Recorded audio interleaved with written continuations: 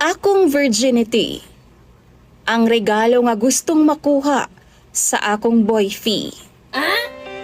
Maayong adlaw kanimo DJ Sam ug sa imuha mga suking viewers.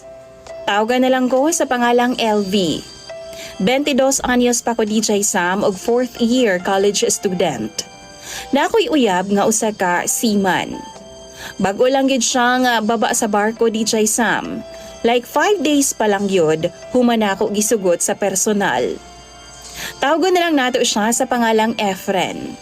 36 anyos na siya DJ Sam, pero ulitaw pagi daw siya. Kay wa lagi daw siya kakita og babay kaniadto nga para sa iyaha. Salamat na lang daw sa Ginoo kay niabot ko sa iyang kinabuhi. Ako daw ang gusto niyang pakaslan DJ Sam. Ang tinuod ana, dugay nami nga magka-chat ni Efren. Happy tuig po DJ Sam. Naila ra pud nako siya pinaagi sa Facebook. Kay ni comment man siya sa isa sa ako ang mga post DJ Sam. Sige na siyag heart sa ako ang mga post. Ingon man na sa ako ang mga my day. Hangtod nga gi-accept nako siya DJ Sam og nagka-chat ming duha. Una, di pa kay ko ganahan sa iyaha. Kay murag di gyud makaya ang iyang hitsura.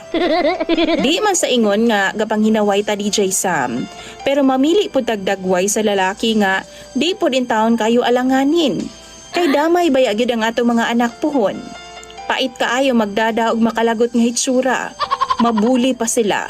December 19, nagkita ming duha sa personal ni Efren. Bag-o ra gyud daw siyang baba sa barko. Dito gisugot na pud nako siya DJ Sam. Kabaw ka, arang-arang man pudi ay siya sa personal. Hamison, makaya-kaya ra. Malipayon ming duha, nangaon, nananaog sine, nang laag, mura ko gibayaw sa langit jo DJ Sam. Og special ang treatment niya sa ako Gipaila-ila na pud nako siya sa ako mga ginikanan. Pero DJ Sam, December 22, 3 days after nako siya gisugot. Ana pa siya nga sa amua daw siya mag-Christmas. Gusto daw niya nga regalo nako sa iyaha, ang ako daw pagkababay. DJ Sam, bisan ani ko virgin pa in taon ko. Ug wa ko'y plano nga ihatag ni kang bisan kinsa. Gawas lang sa ako ang mabana puhon-puhon. Gusto nako siya gyud ang makauna sa umaabot. Gi-explain ako sa iyaha DJ Sam. Dili pwede, pero galuod-luod man ka na siya. Di daw nako siya love DJ Sam. Pagkagabi ana, gi-invite ko niya nga mag-KTV daw ming duha. Niuban pod ko, ug sa dihang gipainom ko niyag beer DJ Sam. Tiinom pod ko.